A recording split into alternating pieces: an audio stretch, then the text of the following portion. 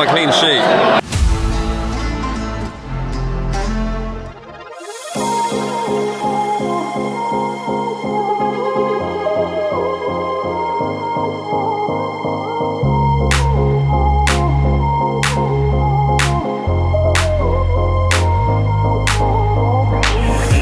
Hello and welcome to the Matchday Vlogs channel. We're here at the Kassam Stadium for what feels like our second pre-season, but it's actually our fourth pre-season. Me and Jack are here rocking the new shirts, looking rather fine. I'm rocking the fizzy yellow away kit. Jack's going for the home. They are comfortable shirts. Anyway, we're not here to talk about fabrics, we're here to talk about football. It appears that with the team sheets that have just been announced that we've got pretty much 2 sets of 11 that are going to be put on the pitch. But I don't want to talk about that first. I want to talk about the signings. Of course, yesterday the announcement of Ben Brereton Diaz. I've been practicing that all day, that Brereton. Ben Brereton, I'm doing it already. You nailed it. I'm 1 pint in, I'm messing up already. Ben Brereton Diaz, that's a smart bit of business. I think with Shea going, I'm quite happy with that. £7 million, 4-year deal. But of course it then unifies Adam Armstrong with his old best mate. He's lost one best mate, he's got a new one. So we can't be unhappy about that. Exactly. I'd be amazed if Shea didn't just say, hey, do you want my place? You know? Come on, I'm right next door to your Bessie, mate. Let's just do this. But no, I think especially for the money we paid, what, 7.5 mil was it? Now about 8. Given the fact that, you know, earlier in the window we were talking about Liam Delap for 20. I know who I'd rather of the two. I know who I'd rather of the two. Unproven. I mean, the fact that the Diaz has scored 6 goals towards the end of last season, well, to play half the season with Sheffield United, got 6 goals in a rather poor Sheffield United team. Goals too. Kind of shows you his quality. Yeah, and also compare that to, not to pick on Liam Delap, but let's look at Liam Delap, who played a lot of games for an all-right Hull season team last season, a pretty decent Hull, who had also good distribution. He had a good team around him. So out of the two, I think, yeah, for me, Ben's. I don't know. Let's just call him Ben Diaz. That's his name. Yeah. I like that. That's easier. We're gonna go Ben Diaz. Ben Diaz, you know. Prem proven Ben Diaz. Prem proven, our Chilean national, the first Chilean to play for Southampton, pushing that very to the max. But I love that. No, it's certainly looking good. I think we are doing some decent business in the transfer window. I'm not surprised that we're still looking for another striker on top of that, because even if Shea had stayed, I still think we would be looking at another striker. So if that Brozier offer was from us, who knows? Well, here's the thing. I think, you know, Ben plays really well on the wings as well. He's a bit like Adama in that sense, where his best position is probably a bit wider than that central number 10 role. So we still need that striker, a bit of hold-up play in the middle there. Who that is still is, I have no idea. I'm starting to become convinced that it's Tall Paul. What's his hold-up play like? I don't know. I mean, Tall Paul isn't even still featured on the website, so I'm not sure what the long-term prospects are for him. In midfield, I think the only other outstanding issue is Matt O'Reilly, the Danish international. He seems about as Danish as I am Scottish, but anyway, we won't go into that. Yeah, I mean, can you see that one getting over the line? Feeling confident on that? Do you know what? For me, right now, that Matt is just as annoying as Tall Paul, to be honest. I keep seeing the same amount of posts that do nothing more to further the story, really. So if I want him in, of course I do. He looks amazing. I'm not going to pretend I watched a lot of Southwick last season and he's back to front, but those highlight reels look amazing, and he is what we need in that position in the midfield. The midfield is getting stronger and stronger, but that would be an amazing addition to have a real sort of player like that. But I'll be honest as well, I think we need another number 6 as well. Yeah, I mean, Shea Charles goes the other direction on loan with Celtic. I mean, who knows what that would be. It would leave us quite light there.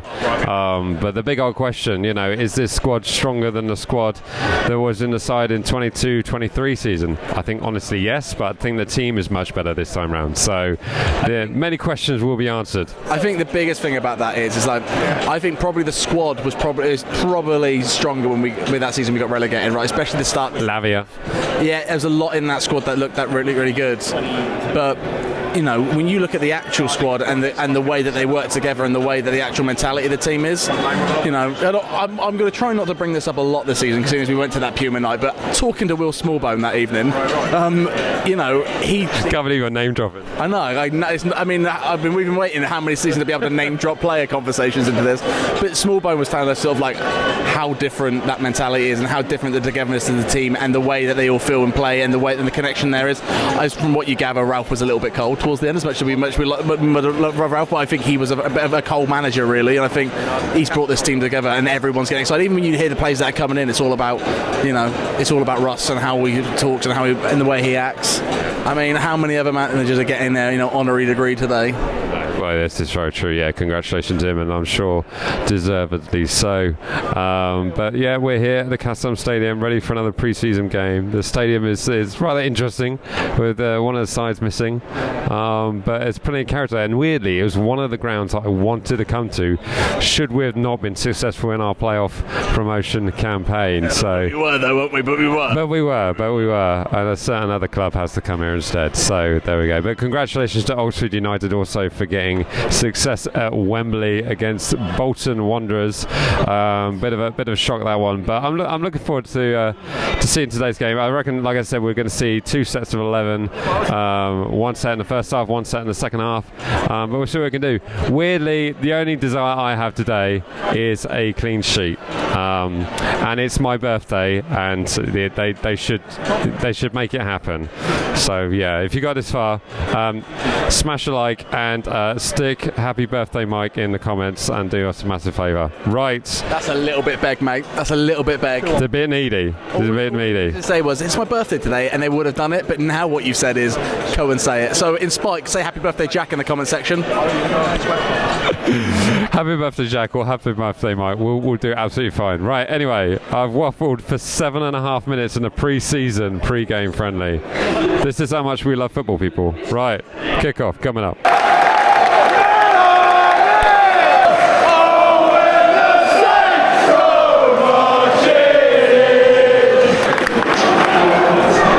We've got score prediction.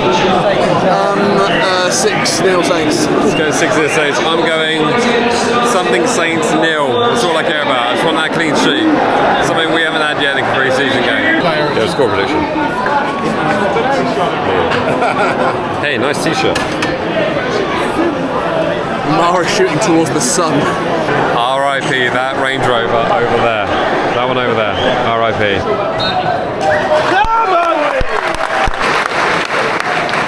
So 22 minutes gone, still 0-0 here. The stars of the show so far, I'd say Sam Amior.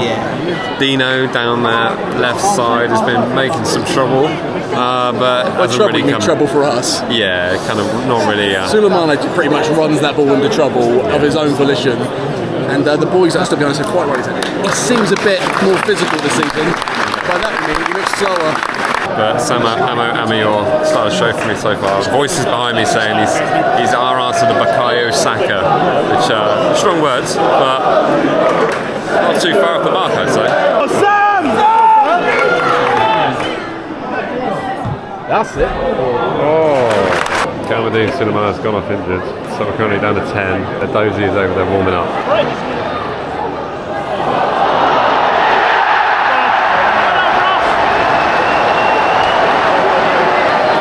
I didn't get my clean sheet.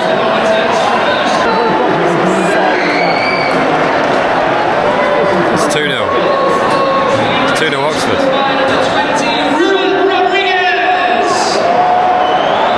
He's gonna cry in a minute!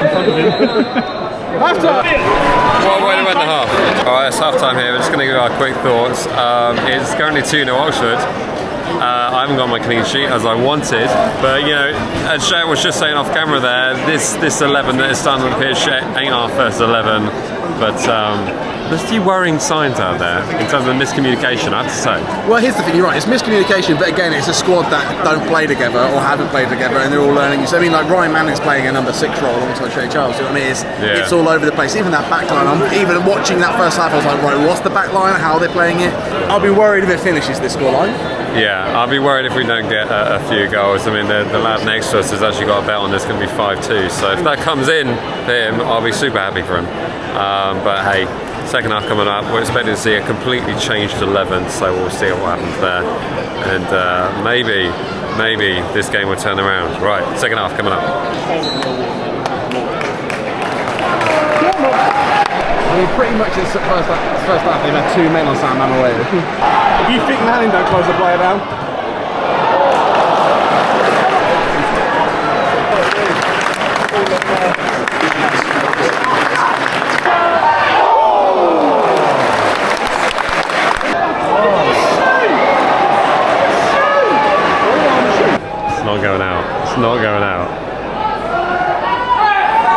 I've sat down, I've seen enough. It's still currently 2-0 Oxford United.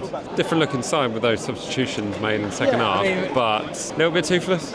It's not so much as toothless as that game's kind of already dead by the time they get on, and they're still not really anything. Like, we are missing a striker desperately, and I don't even think the team that's on the pitch up there, I don't even think they're playing in the positions that they'll all be playing in. No. I think Adama's sort of had to play a bit more central because Adosi's on. I think because Suleiman had to go off. I think Diblin's looking a little bit lost and tired. Yeah. But there are good things, man. I think Dan still looks good. I think Aribo looks really sprite. That's nice to know. I think the backline looks longer, but there's things that you need to get and work on, you know? I think it'll probably be the last action of the half. I mean, it is pre-season, you know. This Oxford side have sat back tremendously in the second half, especially trying to break on the counter-attack. But we still haven't had to break them down. We still haven't got through. The one thing this game has done is, end of last season, I thought, do you know what? Maybe I have to give Macca a second chance, you know. After all the hate I've given him, maybe he did enough. No. Maybe not. Well, there it is. It's ended. Oxford United 2, Southampton 0. Let's go. It's on to Millwall.